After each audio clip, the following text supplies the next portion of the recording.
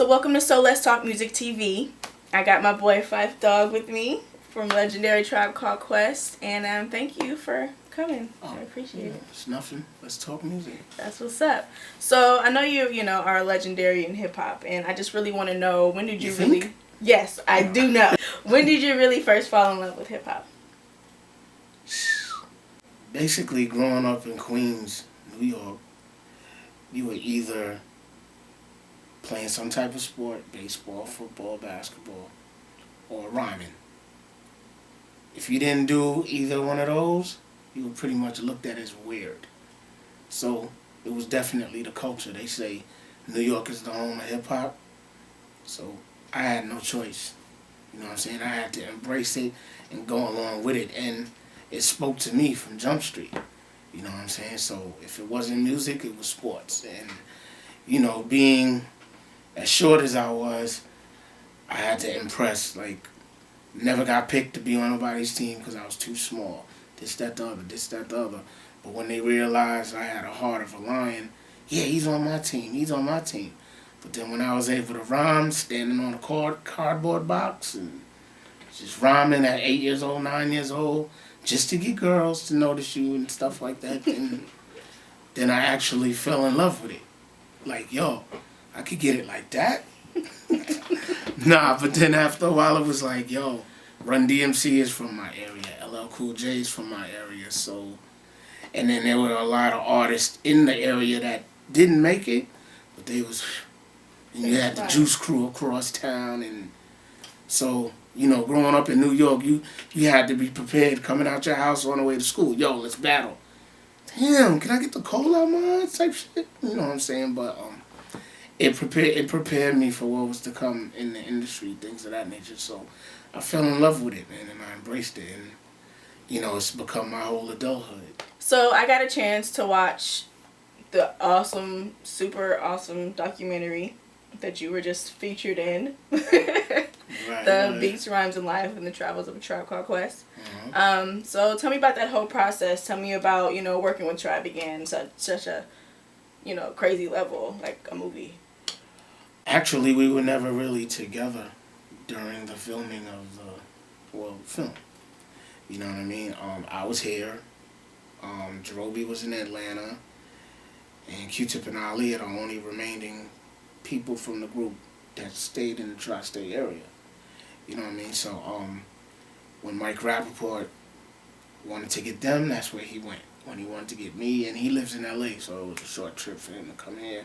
And then he went to Atlanta to get Jerobi. Now, I still have a home in Atlanta, but when he started filming, we were on the road, number one. Two, it was prior to me getting my kidney transplant. So, I wasn't able to travel to Atlanta so he could get me out there. And when I say that's my element, that's really my element. Well, New York and Atlanta. The Bay Area is still new for me. Like, I still get lost. You know what I'm saying? From time to time. You know what I'm saying? But it's home now. But we was never together during the making of the film. And it's one of the things that's, other than being on stage, actually. You know what I'm saying? So that's one of the things in the film that needed more of that. You know what I mean? But I don't know if it would have came across too well if we were together, to be honest. Everything's cool now, don't get me wrong. I don't want y'all to get it twisted. But, it was a little funny. It was in parentheses. A little shaky. You know what I'm saying? But everything's love now. But I think the movies actually brought us closer together. You know what I'm saying? I had questions before the movie came out because there was a lot of grimy, bugged out stuff popping off. But after the movie came out, I think we all came to our senses like, yo, you know what, dude? We've been doing this too long. Right. And not only that, we were friends way before this. It's not like one of them groups, reality TV show, and you just put cats together and boom, boom, boom. Because in 2 minutes, you never know, something could really pop off. Right. So we've known each other since we were like 2 years old. I met Jerobi when we were like, I was 13, he was 12. And then Ali, I met him in high school. When we all started high school, so that's like 14. You can't like I said, it's not one of them groups they just put together. You know, so we had to bring it back to home base and be like, yo, let's cut the nonsense. Exactly. What has your life been like, you know, after Tribe and, you know, just you being you as a solo artist and the whole sports thing? Just tell me about that. I mean, well, you know, my life has been to hell and back, but at the same time, when you really think about it, a lot of people have it worse. So I don't think there should be any complaining if you're breathing and I'm talking about myself at least. You know what I'm saying? So like I said, I've been to hell and back, but I'm breathing, I'm good, I'm back on my feet like I'm supposed to be. I'm Phife again. There was a time where I wasn't even leaving the house because I had the illness and things of that nature. So it became a little bit slightly depressing. And you know in the movie when my wife says, y'all need therapy or whatever, I'm like, come on, man. My grandmother just passed, my best friend. I didn't need no therapy. I spent 4 years and 5 months waiting for a kidney. I ain't need no therapy. I could have died. I ain't need no therapy. You telling me I need therapy for some rap music? You gotta be kidding me. I'm like, the only therapy I need right now is because the Yankees are not in the playoffs no more. The Jets are playing horribly. The Eagles are playing horribly. And there might not be an NBA season. Now that's in need of therapy. Right. You know what I mean? But other than that, come on, man. Rap music, for real? I love rap music, but not enough to get no therapy. You know what I'm saying? So, been to hell and back. As far as the sports thing, it's coming along slowly but surely. I'm real excited about it. I have the Spanalist Sports Rap Radio. You can catch us on www.thematrixstudios.com every Thursday night, 7 to 9 p.m. on the West Coast, 10 p.m. to 12 a.m. on the East Coast, and then in Chicago or anywhere in the Midwest Central Time, it's obvious.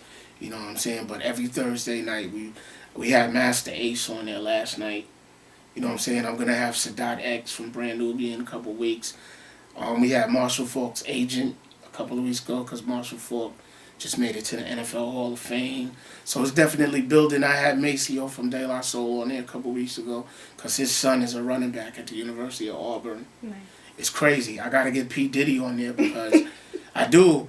Not only because he's been that hip-hop mogul and things of that nature, but his son, Justin, nice, is getting recruited by a bunch of colleges to play college football as well. Going to college? Yeah. Wow. Smart kid, right, from what I understand. You know what I mean? So it's a good time for hip-hop, at least the veterans of hip-hop, because it's like our kids, like my son, he's going to be 16 in January. He's a sophomore at Castro Valley. It's like, and he plays basketball. So it's like our kids, it's like, wow. Right. It's real right now. You know what I'm saying? It's real. Like, yeah, you going to make me some money, Pop. And this is my stepson, but you going to make me some money.